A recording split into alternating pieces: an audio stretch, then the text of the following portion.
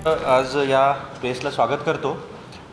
ही press घेण्यामागचं एकमेव उद्देश आहे की काल जे आपल्या बॉर्डरवर जे एस्केलेशन सुरू आहे, क्रॉस बॉर्डर आपलं जे सुरू आहे, त्याच्या अनुषंगाने काल माननीय CM सरांनी सगळ्या वरिष्ठ अधिकाऱ्यांची बैठक घेतली आणि त्यानंतर मुख्य सचिवांनी सगळ्या जिल्हाधिकारी, सगळे कमिशनर पोलीस, SP सगळ्यांचं डिस्ट्रिक्ट डिझास्टर ऑथॉरिटीची मीटिंग घेतली आणि त्याच्यामध्ये निर्देश दिले आणि त्यानंतर माननीय पालकमंत्री महोदयांनी पण की जे सगळ्या पहिल्या टप्प्यामध्ये जे 8 जिल्हे होते सिव्हिल डिफेन्समध्ये, तिथे सगळे हे ड्रिल्स ब्लॅकआउट वगैरे झाले, त्याच अनुषंगाने त्यांनी असे निर्देश दिले की आपल्या जिल्ह्यामध्ये पण महाराष्ट्रात सगळ्या जिल्ह्यांमध्ये ते आपल्याला करायचं आहे। ते करत असताना आज आम्ही आज सकाळी आम्ही 11 वाजता डिस्ट्रिक्ट डिझास्टरची मीटिंग ठेवून त्याच्यामध्ये सगळे not only district administration but military, paramilitary, air force, NDRF, SDRF, fire defence कॉलेजचे लोक, त्याच्यानंतर सिव्हिल डिफेन्सचे अधिकारी आणि ते मीटिंग घेऊन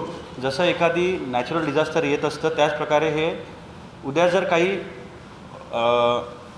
जे आपण बघत आहोत ड्रोनचं आहे, काही पण सेन्सिटिव्ह इश्यू जर इथं झाला तर त्याच्यासाठी प्रिपरेशन आपलं पूर्ण असायला हवं। त्या अनुषंगाने सगळ्या जे 12-13 महत्त्वाचे डिपार्टमेंट आहे, मेडिकल एज्युकेशन, हेल्थ, त्याच्यानंतर सप्लाईज, फूड्स सगळं, आणि त्याच्यामध्ये आम्ही हेही सांगितलं की कोणत्या डिपार्टमेंटला काय करावं लागणार आहे। आणि त्याच्यामध्ये एक इम्पॉर्टंट गोष्ट होती जे माननीय मुख्यमंत्री महोदयांनी, चीफ सेक्रेटरी महोदयांनी आणि पालकमंत्र्यांनी सांगितलं की आपल्याला मॉक ड्रिलसुद्धा त्याच्यामध्ये करायचं आहे। त्याच्यानंतर सायरनचं आपण जे ऐकतात TV मध्ये की सायरनचंही आपल्याला कन्सेप्ट आणायचं आहे। त्याच्यामुळे डिझास्टर डिपार्टमेंटनी सगळं आपल्याला त्याच्यामध्ये मदत करत आहेत, निधीची कमतरता कुठेही नाही। आणि सकाळी आम्ही जे प्रिपरेटरी मीटिंग घेतली, माननीय CP सरही त्याच्यामध्ये होते, सगळे department are very much ready.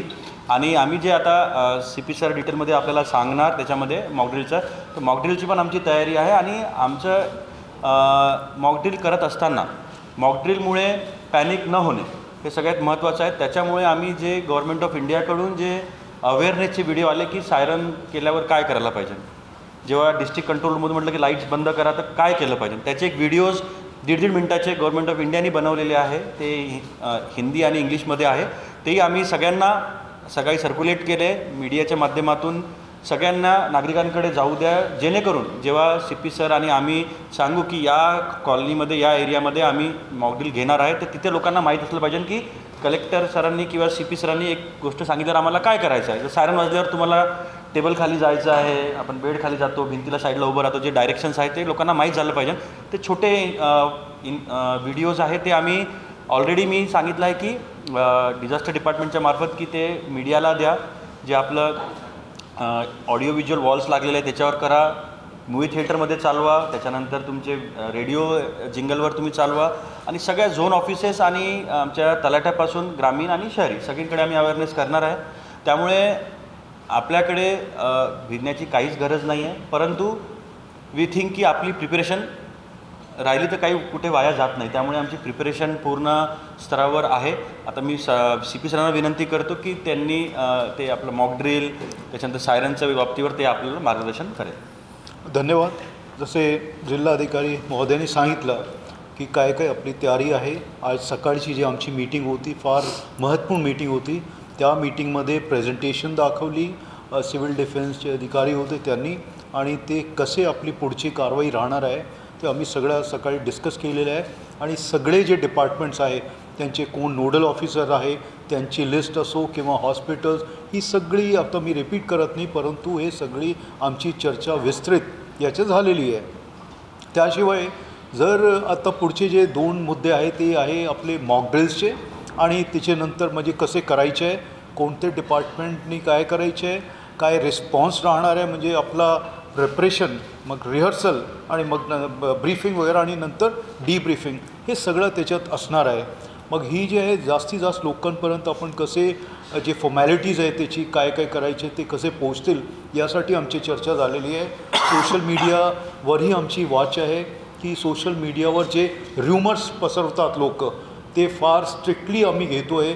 आमच्या जो सोशल मीडिया मॉनिटरिंग सेल आहे त्याला सक्त सूचना देण्यात आलेली आहे की कोणीही कुठलेही प्रकारचे र्युमर्स किंवा असे व्हिडिओज किंवा कमेंट्स टाकले तर त्याचे विरुद्ध आम्ही ॲक्शन घेणार आणि केस पण रजिस्टर त्याच्याविरुद्ध होतील, हे आम्ही क्लिअरली सगळ्यांना सांगितलेलं आहे। म्हणून आपण जे सगळे युनिट्स आहेत त्यांनाही अलर्ट केलेलं आहे. आता जे आमचे मॉक ड्रिल्स आहेत दिवसात किंवा संध्याकाळच्या वेळेस आणि रात्रीची जे मॉक ड्रिल आहे हे दोन्ही मॉक ड्रिल्स आम्ही सिरियसली घेणार आहे. दिवसामध्ये रिस्पॉन्स, हॉस्पिटल्सचा रिस्पॉन्स किंवा जे इन्स्टॉलेशन्स आहेत त्याच्यावर हे सगळे आपण कवर करणार आहे. व्हिडिओजच्या मार्फतीने जसा जिल्हाधिकारी महोदयांनी सांगितलं की आपण कसे लोकांपर्यंत पोहोचू आणि शाळा कारण आता सध्या सुट्ट्या लागलेली आहे तर आपल्याला डायरेक्टली जे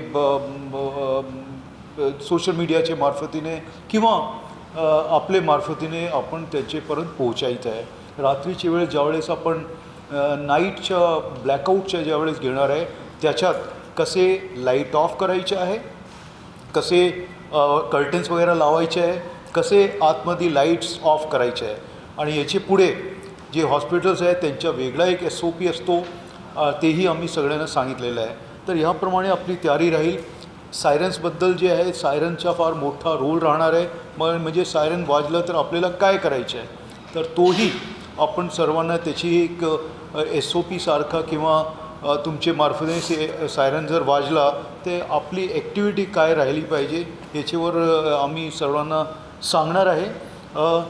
पब्लिक अवेअरनेस एक फार मोठा एक इश्यू राहणार आहे त्याच्यात आणि कॉम्युनिकेशन आणि पब्लिक अवेअरनेसमध्ये जास्तीत जास्त लोकांना जे आत्ता चाललेलं आहे त्याच्याबद्दल आपण कसे जागरूक राहू तर हे सगळं आपण सांगू. एवढं मला सांगायचं होतं. आणि जे प्रोक्युरमेंट वगैरे करायचे डिझास्टर मॅनेजमेंट कमिटी जे आहेत ज्याचे हेड जिल्हा अधिकारी आहेत तर ते त्याच्याबद्दल पुढची कारवाई करतीलच. परंतु आम्ही सगळे जे डिपार्टमेंट्स आहे सेम पेजवर आहे. आज सकाळी पण आम्ही 5 झोन्समध्ये सकाळच्या वेळेस जवळपास 2:15-1 वाजता आम्ही एक ड्रिल्स घेतलेली आहे. आपला रिस्पॉन्स घेतला आहे ते आपण सांगूनच केलेलं आहे परंतु मिनिटाईज त्याला केलेलं आहे की जर काही घटना घडली तर आपल्याला काय काय करायचं आहे. तर आमचे जे पोलीस अधिकारी कर्मचारी आहेत त्यांची आम्ही ऑलरेडी केली आहे आणि इतर डिपार्टमेंटमध्ये पण तशी जागरूकता आणि त्यांची जे मुवमेंट्स राहील किंवा त्यांचे जे कारवाई राहणार आहे तेही करत आहे असंही सगळे डिपार्टमेंट्सनी सकाळी सांगितलेलं आहे. मग ओव्हरऑल जे आपली तयारी पूर्ण आहे.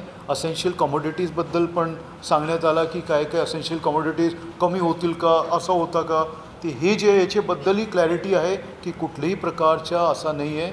तर हे अननेसेसरी कोणी सांगू नये की पेट्रोलची कमतरता आहे किंवा असं आहे तसं आहे, अजिबात असं काहीच नाही. हे सकाळचे मुद्दे होते जे आपल्या डिस्कशनमध्ये आलेले आहे.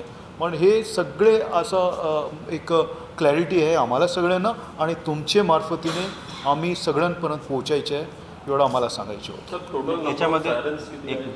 याच्यामध्ये एक माझी विनंती आहे. जसं काल मी बघितलं काही मीडियाच्या मित्रांचा फोन आला की सर पेट्रोल खतम होने वाला है क्या, ऐसा न्यूज़ में चल रहा है. तर मेरी एक विनंती आहे जसे कोविडमध्ये जे होतं त्याचप्रमाणे अफवावर तुम्ही कोणीच भरोसा करू नका.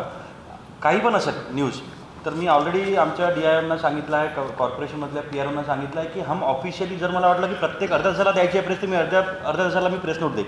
पण आमचं ऑफिशियल आल्यावरच तुम्ही ते लाईव्ह करा किंवा हे करा. नाही तर काय होईल अननेसेसरी आता जर एखाद्या मीडियामध्ये आलं की पेट्रोल फक्त 2च घंट्याचं पेट्रोल नागपूरमध्ये शिल्लक आहे, किसने बोला की काय होते मग ते लाईनी लागतात पेट्रोल पंपला. मग तो इश्यू कन्वर्ट होतो लॉ अँड ऑर्डरमध्ये, बाबा झगडे होते हे होत.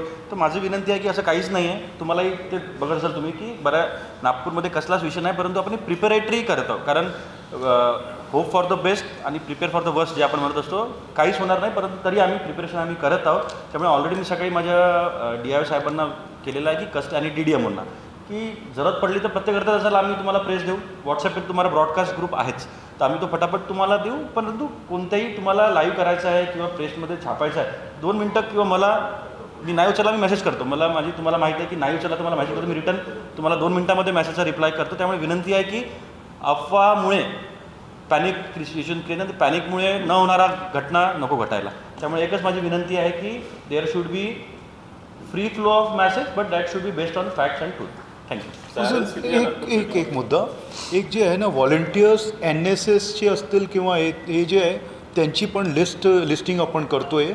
जे व्हॉलंटियर्स आहे तुमच्या मार्फतीने पण आम्ही पोचतो आहे की जे व्हॉलंटियर्स असतील तेही लिस्ट जर आमच्यापर्यंत अजून कोणी इच्छुक असला तर ते आपण त्यावेळेस सांगू.